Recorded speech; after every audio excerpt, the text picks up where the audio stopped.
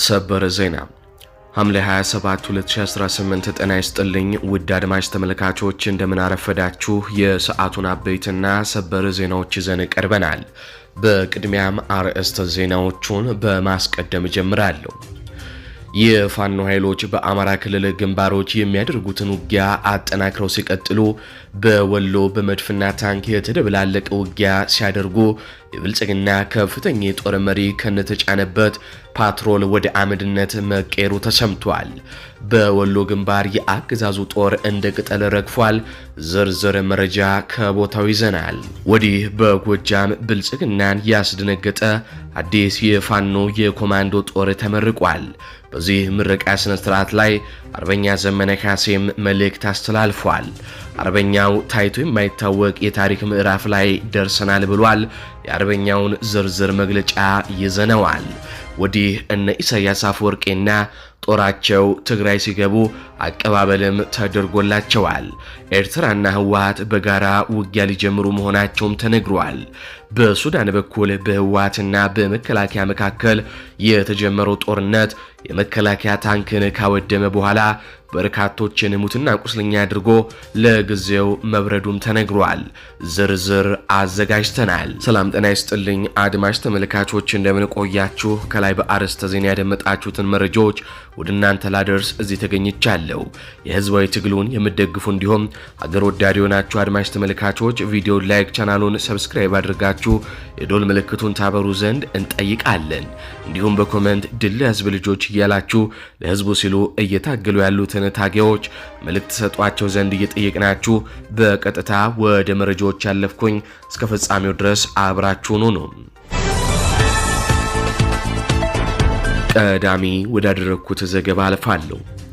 የመከላከያ ሰራዊቱ የሚጠቀምበት ታንክ የወደመበት ላለፉት 24 ሰዓታት የተደረገው በሱዳን በኩል በመከላከያ ሰራዊቱና በህወሓት ኃይሎች መካከል የነበረው ውጊያ ቆመ።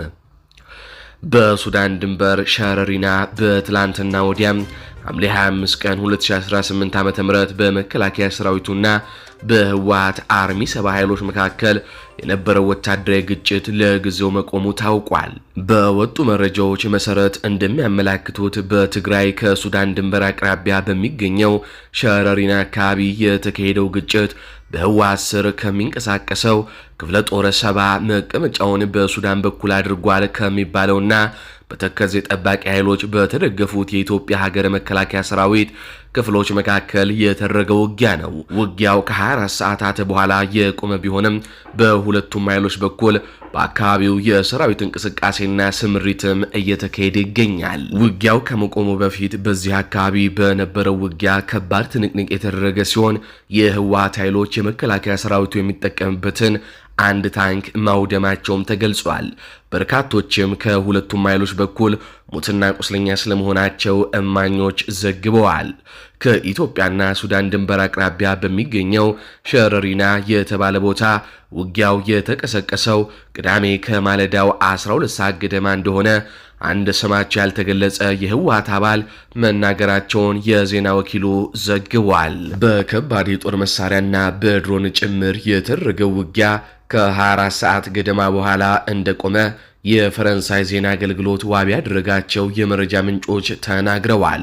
በግጭቱ ምን ያክል ሰዎች እንደተገደሉ ወይንም እንደቆሰሉ መረጃ ከመስጠትም ተቆጥበዋል። ስማቸው እንዳይገለጽ የጠየቁ ሌላ የጸጥታ የመረጃ ምንጭ በእርግጥም ውጊያው እንደቆመ ለፈረንሳይ ዜና አገልግሎት ተናግረዋል። ይሁንና ከህወሓት በኩል የቀረበው መረጃ ትክክለኛ መሆኑን በገለልተኝነት እንዳላረጋገጠ የፈረንሳይ ዜና አገልግሎት በዘገባው ጠቁመዋል። በኢትዮጵያ ብሔራዊ ምርጫ ቦርድ በተሰረዘው ህወሓት የሚመራው የትግራይ ክልላዊ መንግስት ባወጣው መግለጫ የኢትዮጵያ ፌዴራላዊ መንግስት ከማለዳ ጀምሮ በሸረሪና በኩል ውጊያ ጀምሯል በማለት ወንጀሉ ነበር።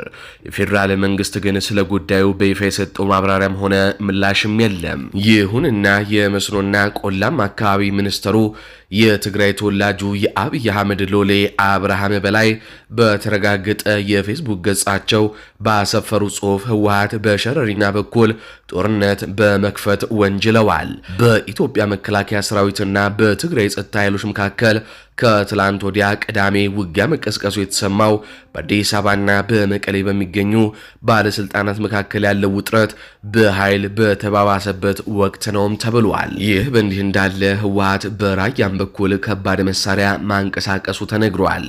ህወሓት በራያ ጨርጨር የነበረውን ሰራዊትና መካናይዝድ ጦር በትላንትናው ዕለት እሁድ ሌሊቱን በባቡር መስመሩ ወደ አፋር ድንበር ሲያስጠጋም አድሯል።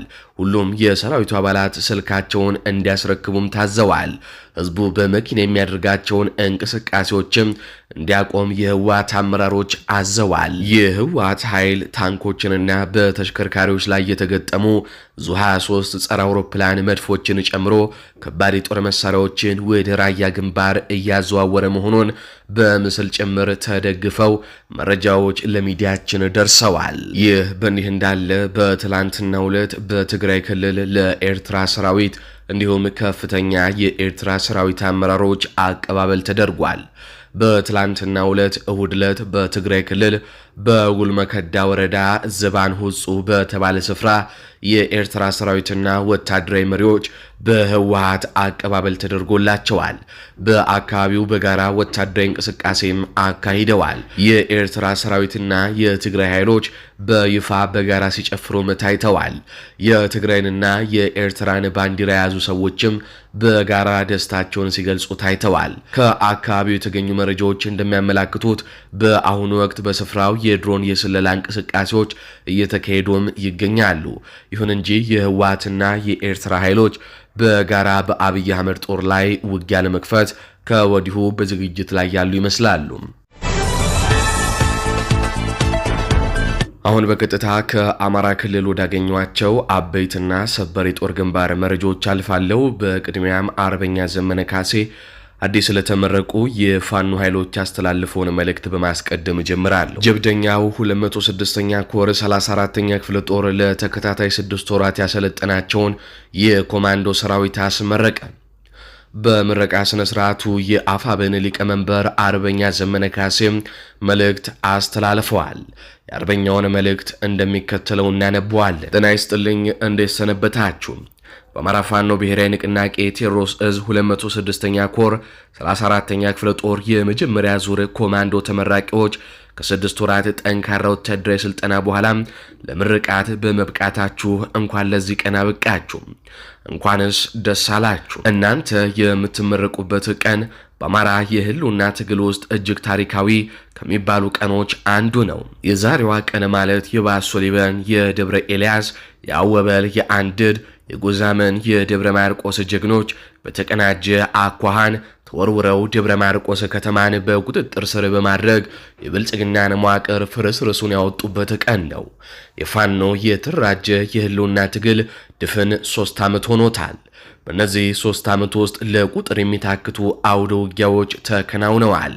ቃላት የማይገልጻቸው ጀግንነቶች ታይተዋል። ብዙ ግዙፍ የሆኑ ድሎችም ተመዝግበዋል። ፋኖ በመላው አማራ ከሌሎች የጠላት ታጣቂዎች ውጪ የጠላትን 10 ሙሉ እዝ መክቶ ለወረራ በመጣበት ጉልበቱ እያንበረከከው ይገኛል። ይህ የታሪክ ገጾች የማያውቁት አዲስ ገድል ነው። በአማራ ልጆች ለዓለም የታየ አዲስ ክስተት ነው። በእነዚህ ዓመታት አንድም ቀን ሳንዋጋ፣ አንድም ቀን ሳናሰለጥን፣ አንድም ቀን ሳናደራጅ፣ አንድም ቀን ሳናስታጥቅ ውለን አናውቅም። ይህ እስከ ድላችን የሚቀጥል የቀን ተቀን ስራችን ይሆናል። ጓዶች ሆይ በአማራ ህዝብ ማህበረሰባዊ ታሪክ፣ በኢትዮጵያ ዘመናዊ የፖለቲካ ታሪክ፣ በአፍሪካ ቀንድ ቀጠናዊ ታሪክ ታይቶ የማይታወቅ እጅግ ወሳኝ የታሪክ ምዕራፍ ላይ እንገኛለን። በዚህ ምዕራፍ መቀመጥ አይቻልም። በዚህ ምዕራፍ አይንን ለአንድ ደቂቃ እንኳን መክደን አይቻልም። በዚህ ምዕራፍ መሳሳትም አይቻልም። መቀመጥም መተኛትም መሳሳትም ዳግም እድልና ይግባኝ የሌላቸው መጥፊያዎች ሆነዋል። ስለዚህ ለወርቃማ ዓላማችን ሌት ተቀን እንሰራለን፣ በስሌት እንጓዛለን፣ እናሸንፋለን። ቢስማርክ እንዳለው እውነት በያዝነው መሳሪያ የተኩስ ርቀት ውስጥ ትኖራለች። እናም በፍጥነት ማሸነፍ ስላለብን እንበርታ፣ በድል እንገናኝ። ድል ለአማራ ህዝብ፣ ድል ለኢትዮጵያ ህዝብ። አዲስ ትውልድ፣ አዲስ አስተሳሰብ፣ አዲስ ተስፋ፣ ህልውናችን በተባበረ ክንዳችን ሲል የአማራ ፋኖ ብሔራዊ ንቅናቄ ሊቀመንበር አርበኛ ዘመነ ካሴ ለተመረቁ የፋኖ ኃይሎች የሚከተለውን መረጃም አስተላልፎላቸዋል። የተመረቁት የፋኖ ኃይሎች በምስሉ ላይ የምትመለከቷቸው ናቸው። ወደ ጦር ግንባር መረጃዎች አልፋለሁ። በመካናይዝድ ታግዞ የተንቀሳቀሰው የብልጽግና ጦር በ30ኛ ማዕረጉ ተማረ ክፍለ ጦር ፋኖች ክፉኛ ተመታ። የአማራ ፋኖ ብሔራዊ ንቅናቄ አፋብን ወሎ ቤት አማራ ሚኒሊክ እዝ 303ኛ አሳምኖ ኮር ክንፍ የሆነው 30ኛ ማዕረጉ ተማረ ክፍለ ጦር ወደ ነበረበት አቅጣጫ የተንቀሳቀሰው የብልጽግና ጦር በክንደ ነበልባሎቹ ክፉኛ ተመታ። በሶስት አቅጣጫ ማለትም ከብልብላ በወይላ ከሰኞ ገበያ መርዝ በረና ከላሊበላ ሶርባ አቅጣጫ የተንቀሳቀሰው የብልጽግና ሰራዊት ወደ ሳርዝና በተለምዶ ጎንደር በር ተብሎ ወደሚጠራው ቦታ ወደ ቡግና ወረዳ አይና ከተማ ለማለፍ የተንቀሳቀሰው ኃይል በመጣበት በሶስቱም አቅጣጫ ክፉኛ ተመቷል። የ65ኛ ክፍለ ጦር የመከላከያ ሰራዊት በመድፍ በዙ 23 እና በሞርተር የታገዘው ውጊያ ከትላንትና ሐምሌ 26 ቀን 2018 ዓ.ም ከጧቱ 3 ሰዓት እስከ ቀኑ 10 ሰዓት ያደረገ ቢሆንም ከነነበልባሎቹ መክተውና ገትረውት ያሉ ሲሆን የነበሩበትን ቦታ ሳያስደፍሩ የብልጽግናን አንገት በማስደፋት ወደ ነበረበት እንዲመለስም አድርገውታል። በነበረው አውደ ውጊያ 23 የብልጽግና ኃይልና አንድ ከፍተኛ አመራር ሲደመሰስ በርካታ ቁስለኛ ያስተናገደ ሲሆን የቅዱስ ላሊበላ ሆስፒታል በቁስለኞች ተጨናንቆ ማህበረሰቡን አገልግሎት ከመስጠት ታግዶ ቁስለኛውን እያስተናገደ ሲገኝ ሳርዝና ጎንደር በር በየሽጥና ሸለቆው የወደቀው እስካሁን ድረስ ማህበረሰቡ አስከሬኑን አውጥቶ እንዳልጨረሰም ነው የተነገረው። አንድ የብልጽግና ከፍተኛ አመራር በፓትሮሉ ለማምለጥ ሲሞክር በፋኖ አርፒጂ ተመቶም መኪናዋና ግለሰቡ ሙሉ ለሙሉ አመድ መሆናቸውን ነው የአይን ማኞች የገለጹት። በተመታው ምት የተበሳጨው የብልጽግና ጦር በዘፈቀደ መድፍ ሞርታር 120 በመተኮስ የማህበረሰቡ እርሻ ላይ የነበሩ 5 ከብቶችን ሲገድል ቤትና ንብረት ያወደመ ሲሆን ባገኙበት ሁሉ የግለሰብ ቤት በመፈተሽ ለማዳበሪያና ብልህ መድኃኒት መግዣ የተቀመጠን ብር ዘርፈው ሄደዋል ሲሉ የ303ኛ አሳምኖ ኮር ህዝብ ግንኙነት መምሪያ መረጃውን አድርሰውናል። በመጨረሻም የአፋር የመንግስት ተቃዋሚ ኃይሎች ከፍተኛ አመራሮች ከአርበኛ ዘመነ ካሴ ጋር በመታየታቸው ምክንያት ፎቶ በመለቀቁ ምክንያት የብልጽግና ኃይሎች ተሸብረዋል። ከዚህ ጋር በተያያዘ የአጉጉማ ሰብሳቢ የሚሉትን አድምጠን እንመለስ። ከመሳይ መኮንን ጋር ቆይታ አድርገዋል። ሀጂ ኢብራሂም ኡስማን የኡጉጉሙ ሰብሳቢን መስመር ላይ አግኝቻለሁ። በጣም አመሰግናለሁ ሀጂ ኢብራሂም። በጣም አመሰግናለሁ። በትብብር ለመስራት ከሌሎች የኢትዮጵያ ኃይሎች ጋር እንቅስቃሴ ላይ እንዳላችሁ ይታወቃልና ስለሱ ወደ ኋላ ላይ መጣሉ። ግን ኡጉጉሙ ማን ነው? ስለ ኡጉጉሙ ባጭሩ ቢነግሩኝ። ኡጉጉሙ ማለት በ50 ዓመታት ዕድሜ የትግል ታሪክ ያላት ድርጅት ነው። በዘመናት ለአፋር ህዝብ ነፃ ለማውጣት ብዙ መስዋዕት የከፈለና ብዙ የተሰዉ አባላቶች ያሉትና አሁን በለውጥ ጊዜ ደግሞ ለውጥም ይስተካከል ተብሎ በለውጥ ምክንያት ወደ ከጫካ ወደ ሀገር ውስጥ የገቡና እንደገና ደግሞ ይሄም አብይና የአብይ ተከታይ መንግስት ለውጡን በመቀልበሱ ምክንያት ደግሞ እንደገና ተመልሶ ወደ ጫካ የገባ የብዙ ዘመናት የትግል ታሪክ ያለው ትግል ነው ኡጉጉሙ ማለት። እንደው ሀጂ ኢብራሂም ምንድነው ተልኳችሁ? በዋናነት ወደ ትግል የገባችሁበትና ለማሳካት የምትሰሩለት ዓላማ ምንድነው? ለውጥ መጣ በማለቱ ለውጥ ደግሞ ማለመኖር ካረጋገጥን በኋላ ደግሞ ለመላው የኢትዮጵያ ህዝቦችና ተቃዋሚ ድርጅቶች ተሰልፈን ኢትዮጵያ አጠቃላይ እንዳትፈርስ አሁን ባለውን የብልጽግና በመሪ ድርጅት ሆኖ አገርን ለመፍረስ የመጣ አይነት ነገር ያለውንና ፕሮግራም ያለው የሚመስል ብልጽግና ለማጥፋት እና አጠቃላይ ግን የኢትዮጵያ ህዝቦች እና ኢትዮጵያ ተቃዋሚ ድርጅቶች ጋር ሆነን እንድንታገል አስፈላጊ መስዋዕት ከፍለን ደግሞ ሀገራችን ህዝቦች በሙሉ ነፃ ልናወጣ ብለን ነው ዋነኛው ዓላማ ይሄ ይመስላል። የአብይ አህመድ አገዛዝ ብልጽግና ለአፋር ህዝብ አሁን ምኑ ነው? አሁን በብልጽግና ዘመን የአፋር ህዝብ ምን ላይ ነው ያለው? አፋር ህዝብ መብቱን የተገፈፈ አጠቃላይ ማህበረሰብ ክፍሎች ማለት ወጣቶች፣ ሴቶች፣ ሽማግሌዎች አጠቃላይ በስር ቤት መብቱን የተገፈፈበት ዘመን ነው አሁን የ8 ዓመታት። ምክንያቱም ታዋቂ ሰዎች ሴቶችም ጭምር ታዋቂ ሰዎች ደግሞ በማረሚያ ላይ እየተቀጣበት ዘመን ነው አሁን ያለውና እንደገና ደግሞ አጠቃላይ የተፈጥሮ ሀብት የሚሆን አጠቃላይ የህዝብ ሀብት ደግሞ የውስን ሰዎችን ጥቅም ላይ የዋለና ውስን ሰዎች ደግሞ ከውጭም ከውስጥም ይጠቀምበት ከውጭ ሀገርም ከውስጥ ሀገርም ደግሞ ቤቶች የሚገነባበት እና አጠቃላይ ግን ህዝቡ መጫወቻ የሆነበት ሰዓት ነው አሁን ያለው። የአፋር ህዝብ መብት ከመላው ኢትዮጵያ ህዝብ በላይ የአፋር ህዝብ የተገፈበት ሰዓት ነው አሁን ያለ ነው እና እኛ ለማታገል ደግሞ ተገደን ነው ወደ ትግል የገባ ነው። ቀላል ነገር አይደለም። ደግሞ ዳኛ የለውም። ከዛ በላይ ደግሞ ፌደራል መንግስት ዳኛ በሆን ኖሮ አፋር ህዝብ ደግሞ እፎይታ ያገኘው ነበር። ይሄ ሁሉ ችግር መከራና ችግር አይገባም ነበር። አሁን ግን ዳኛ ጠፍተው ነው፣ አጠቃላይ ዳኛ ጠፍተው ነው። ፌደራል ያሉት አመራሮች፣ ሚኒስትሮች እንደገና ደግሞ አዲስ አበባ ላይ ያለውን እኔ እንጃ ይሄ ታላላቅ ሰዎች ደግሞ ለአፋር ህዝብ ላይ ሰቆቃና ችግር ላይ ተካፋይ የሆነበት ተሳተፈበት ዘመን ላይ ነው ያለው እና እንደ አፋር እንዳልከው ደግሞ አፋር ህዝብ ደግሞ መከበር ያለበት መብቱን ማስከበር ያለበት ህዝብ ነው። ምክንያቱም ለኢትዮጵያ ህዝብ የሚጠቅምና ሁሌ መስዋዕት የሚሆን ጎሮሮ ላይ ያለው እና ስትራቴጂክ የሆነ ጂኦግራፊካል ሎኬሽን ላይ ያለው ህዝብ በመሆኑ የኛ ህዝብ ደግሞ ሁሉም ነገር ደግሞ መከበር የነበረበት ህዝብ በመሆኑ አሁን ግን በጣም የተጨቆነበት በጣም የተቸገሩበት በረሃብም በጥማትም በውሃ ጥማትም በረሃብም በልማት የሚባል ነገር የለም። ከዛ በላይ ግን እየተቀጡ ነው ህዝቡ። ስለዚህ በጣም አስቸጋሪ የሆነ ዘመን ነው ማለት ይቻላል ለአፋር ህዝብ። እርስዎ በመንግስት ውስጥ ነበሩ። ባለው ሁኔታ ነገሮች አዝማሚያቸው ጥሩ አይደለም ብለው ተመልሰው ወደ ጫካ ገብተዋል። የመጨረሻ ጫካ እንዲገቡ ያደረጉትን ምን አይነት በደሎች፣ ጭቆናዎች መፈጸሙን ተረድተው ነው ወደ ጫካ የገቡት? ምንድን ነው ያደረገው ብልጽግና?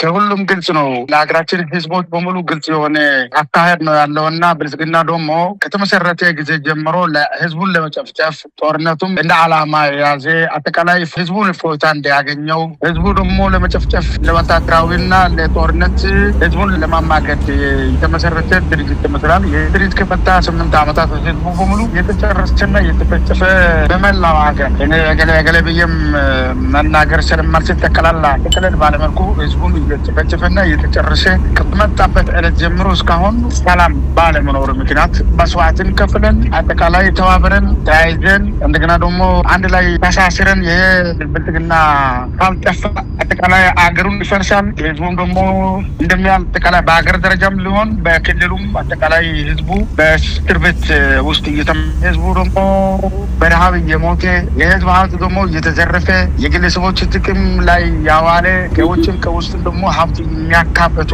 አመራሮች ያሉበት ሀገር በመሆኑና ከዚህ ታይቶ ያልታወቀ ከነቁት ጊዜ ጀምሮ እስካሁን በኢህአዴግም በደርግም ያልታየ ህዝቡ ላይ የተጨፈጨፈበት ጊዜ በመሆኑ እኛ ደግሞ እንደገና እልህ አስጨራሽ ትግል አድርገን የብልጽግና የሚባል አውሬ ማጥፋት እስክትቻለ ድረስ መታገል እንዳለብን ነው። ይሄ የሀገር ጉዳይ በመሆኑ ደግሞ ሀገር ጉዳይ ደግሞ መተባበር ስለሚያስፈልግ ተባብረን እንስራ ብለን ነው አሁን ካለንበት እየተወያየን እየተነጋገርን ያለ ነው እና እዚህ በበለጠው ደግሞ እየተሳሰርንና እየተገናኘን የምንሰራበት ጊዜ ደግሞ በጣም ውስን ጊዜ ነው የቀረው ብዬ ነው የማምነው። እንግዲህ ሀጂ ኢብራሂም ኡጉጉሙ አንጋፋ የሆነ ታጣቂ ቡድን ነው። ምናልባት አሁን የሰራዊቱ አቅም የሚንቀሳቀስባቸው ቦታዎች በቀጣይ ምን አይነት ወታደራዊ እንቅስቃሴዎች ሊያደርግ እንደሚችል በሚቀጥሉት ጊዜያት ተገናኝተን በሰፊው እንደምናወራ ተስፋ አደርጋለሁ። እስቲ አሁን ወደ ትብብሩ እንምጣ። ትብብሩ ምን ይመስላል? ምን ላይ ደርሷል? ዛሬ ከአርበኛ ዘመነ ካሴ ጋር መገናኘታችሁን የሚገልጽ በፎቶግራፍም ተደግፎ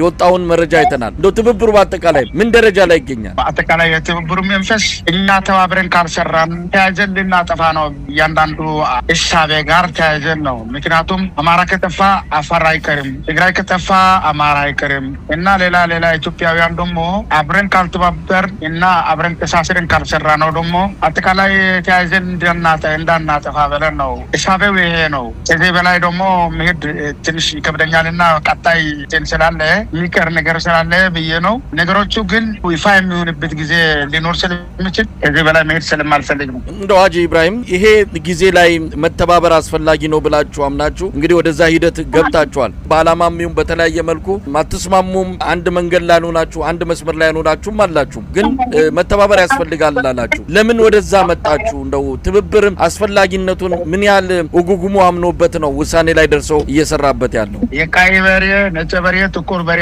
ምሳሌ እንዳንሆን ነው ትብብር የሚያስፈልገው። ምክንያቱም አፋር ከጠፋ ሌላ ኢትዮጵያውያን ይኖራል ብሎ ስለማናስብ፣ እንደገና ደግሞ ሌላ ኢትዮጵያ ብሔር ብሔረሰቦች ህዝቦች በተናጠል የምናጠፋ ከሆነ ደግሞ ቀሪ ሰዎች ህልውና ለመጠበቅ በጣም የሚከብድ በመሆኑ አገር ህልውና ለመጠበቅ አጠቃላይ ለኢትዮጵያ ህልውና ለመጠበቅ ነው። ትብብር ከሌለ አገር ይፈርሳል፣ ህዝቡም አጠቃላይ ስለሚጠፋ በተናጠል እንዳናጠፋ ነው ይሄ ትብብር ያስፈልጋል ብለን ያሰብነው ማለት ነው። ይህን ትብብራችሁን አብይ አህመድ ያልተቀደሰ ጋብቻ ነው፣ ባንዳና ባዳ ናቸው፣ ተባብረው ሀገር ሊያፈርሱ ነው በሚል ቅስቀሳ እያደረገ ነው። ስለናንተ በአገዛዙ በኩል እየተባለ ያለው ሀገር ላይ ክህደት እንደተፈጸማችሁ ተደርጎ እየተገለጸ ነውና ለዚህ ምላሽ አላችሁ? እኛ አጠቃላይ አሁን የምንተባበርና አሊያንስ ገና የምናስበው ነገር ይኖራል። ግን እኛ ባንዳ አይደለንም፣ ተዋህዶዎች አይደለንም፣ ሀገርም አንገዳም። ብልጽግና ተቃዋሚ ሆነን ታገል ብለን በብልጽግና ተቃዋሚ መሆናችን ደግሞ የኢትዮጵያ ጠላት አይደለንም፣ የኢትዮጵያ ተዋህዶዎች አይደለንም። ይሄ በወሬኞች ወሬ ነው። ወሬኞች ደግሞ የማይለው ነገር የለም። ሁሉም ነገር እንደፈለገ ነው የሚናገሩት። የኛ ጠላት ደግሞ ኢትዮጵያ አይደለም፣ ለፋኖ አማራ ህዝብ አይደለም፣ በጎግሞ ከአፋር ጠላት አይደለም። የኛ ጠላት ማለት ብልጽግና ማለት ነው። ብልጽግና ማለት ድርጅት ነው። ይሄ ድርጅት ደግሞ ሀገር እንመራለን ተብሎ በለውጥ ምክንያት በህዝብ መስዋዕትነት የመጣ ድርጅት ነው። ህዝቡን መስዋዕት ከከፈለ በኋላ ደግሞ ህዝቡን የካደ ከሃዲ የሚባለው የዚህ ከሃዲ ድርጅት ደግሞ የሌሎችን ደግሞ ሀገር እንደካደ ማውራቱ ደግሞ ወሬ ነው እንጂ እኛ ወሬኞች እኛ ከሃዲዎች አይደለንም፣ ይታወቃል። ህዝቡ ደግሞ ይወስንልናል። ምክንያቱም እኛ ከሃዲ ከሆን ህዝቡም ይመሰክርልናል። እኛ ደግሞ የኢትዮጵያ ከሃዲዎች አይደለንም። ትብብሩ ግን ለማላው ዓለም ነው እየደገፈን ያለነው እና ዓለም ስለሚደገፈን ደግሞ የገሌ ባንዳ ነው የገሌ የሚባለው ነገር ደግሞ ወሬን ማሰራጨት ነው እንጂ ትርጉም ያለው ነገር እንዳልሆነ ነው የሚገልጸው። እንግዲህ የክልሉ አመራሮችም ከኦህዴድ ብልጽግና ጎን ተሰልፈው በአፋር ላይ የአብይ አህመድን ጥቅም በማስከበር በማስጠበቅ ለአፋር ህዝብ ጀርባ የሰጡበት ሁኔታ ነው ያለውና አሁን የአፋር ህዝብ ከናንተ ጎን ነው ማለት እንችላለን? ከናንተ ጎን ተሰልፎ ለነጻነት ለመብቃት ዝግጁ ነው ማለት እንችላለን? ይሄ እንደ ማስረጃ የማቀርበው የተወሰነ ወራቶች ለምሳሌ 13 ወር 12 ወር ማለት እንችላለን። ከአንድ አመት ከ3 ወር ምናምን ነው አሁን እንደገና ወደ ትግል የገባንበት። እኔ ብቻ ሆኜ ነው የሄድኩት ወደ ጫካ ብቻ ሆኜ ከና ጃቢ 3 ሆነ ነው የገባ ነው ከሚዘፈሩ ማለት ነው። አሁን ግን ወደ ሺዎች የሚቆጠር የአፋር ወጣቶች 100 ኬላዎችን አልፎ በግድ ከኬላዎች ተሽሎክልኮ ወደ ጫካ የገባበትና ትግሉ በጣም የተደራጀ ኃይል ያደራጀንበት ይሄ ምስክር ማለት ይቻላል። አፋር ህዝብ ትግልበት ነገር አይፈልግም ማለት እና ማስረጃ ማቅረብ እንችላለን። እና አፋር ህዝብ አሁን ዛሬ ደግሞ ብልጽግና የሚባል ስም አፋር ለመጥፋት የመጣ መሆኑን ነው የሚያስበው። ምክንያቱም እኛን ለመጥፋት የመጣ መንግስት ነው አሁን ያለው ብሎ ያስባል። ስለዚህ አጠቃላይ ግን እኛን የማይደገፍ አፋር ወጣቶች፣ ሴቶች፣ ሽማግሌዎች፣ ሃይማኖት ሰዎች ያለ አይመስልም። ካሉ ግን ብልጽግና ተብሎ የተሰለፉ የጥቅም አጋሮች ብቻ ናቸው እኛ ላይ ተቃውሞ የሚያርጉት። መንግስት እንዳለ ያስመሰላሉ። ግን መንግስት ያለ ህዝብ ሊኖር ስለማይታሰብ ህዝቡ ደግሞ በሙሉ ማለት ይቻላል 80% 90% ማለት እንችላለን በጎጎሞ ጋር ነው ማለት እንችላለን።